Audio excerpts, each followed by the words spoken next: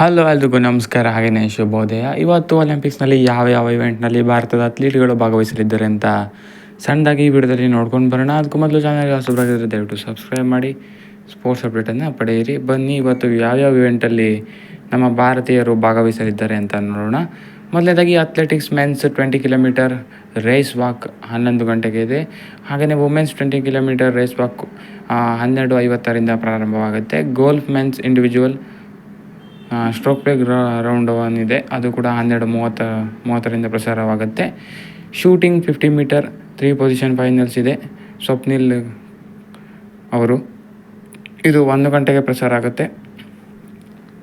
ಇದರಲ್ಲಿ ಇವರು ಗೋಲ್ಡ್ ಗೆಲ್ಲಲಿ ಅಂತ ನಾವು ಆಶಿಸೋಣ.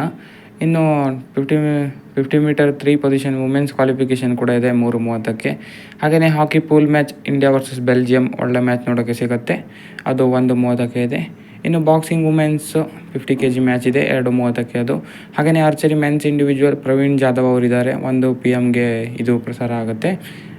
ಸೇಲಿಂಗ್ ಮೆನ್ಸ್ ಇದು 3:45ಕ್ಕೆ ಪ್ರಸಾರ ಆಗುತ್ತೆ. ಹಾಗೆಯೇ ವುಮೆನ್ಸ್ದು ಕೂಡ ಇದೆ ಡಿಂಗಿ, ಇದು ಕೂಡ 7:05ಕ್ಕೆ ಪ್ರಸಾರ ಆಗುತ್ತೆ.